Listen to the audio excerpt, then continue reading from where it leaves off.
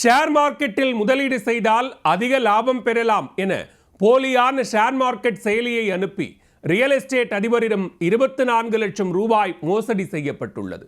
பெண் போல ஆள் மாறாட்டம் செய்து பலரிடம் மோசடி செய்தவர்கள் சிக்கியது எப்படி?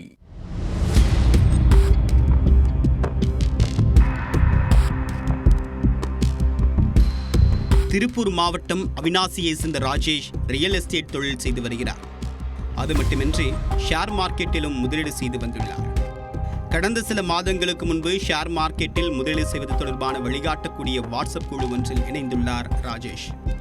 நிலையில் புதிதாக ஒரு மொபைல் எண்ணில் இருந்து ராஜேஷுக்கு பெண் ஒருவர் பேசி வாட்ஸ்அப்பில் குறுந்தகவல் அனுப்பியுள்ளார். தனக்கு தெரிந்த ஒரு அப்ளிகேஷனில் முதலீடு செய்தால் அதிக லாபம் பெறலாம் என்றும் அதற்காக ஒரு அப்ளிகேஷனை டவுன்லோட் செய்யுமாறும் அதில் கூறப்பட்டிருந்தது.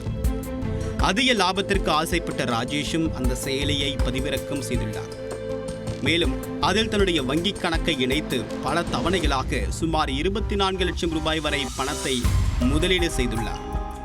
ஒரு கட்டத்தில் தான் முதலீடு செய்த பணத்தை திரும்ப எடுக்க நினைக்கும் போது மீண்டும் 10 லட்சம் கட்டினால் மட்டுமே மொத்த பணமும் கிடைக்கும் என்று அந்த செயலில் இருந்து குறுந்தகவல் வந்துள்ளது. இதனால் அதிர்ச்சியடைந்த ராஜேஷ் ஷேர் மார்க்கெட்டில் முதலீடு செய்திருக்கக்கூடிய அந்த அப்ளிகேஷன் குறித்து விசாரித்ததில் அது போலியானது என்பது தெரிந்து கடும் அதிர்ச்சியடைந்துள்ளார்.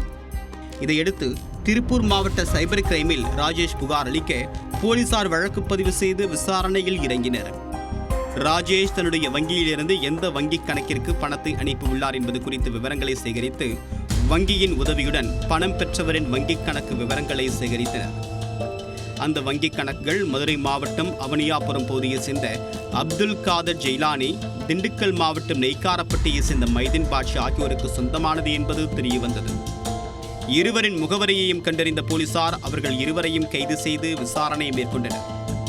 அதில் போலியாக அப்ளிகேஷனை உருவாக்கி இதில் முதலீடு செய்தால் அதிக லாபம் பெறலாம் என்று பெண் போல குறுந்தகவல் அனுப்பி ஆள்மாறாட்டம் செய்து பண மோசடி செய்தது உறுதி செய்யப்பட்டது.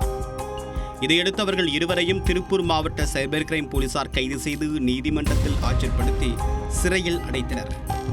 சமூக வலைத்தளங்களில் வரக்கூடிய பண முதலீடு தொடர்பான தகவல்களை அப்படியே நம்பி பணத்தை செலுத்தி ஏமாற வேண்டாம் என்று போலீசார் மீண்டும் எச்சரித்துள்ளனர்.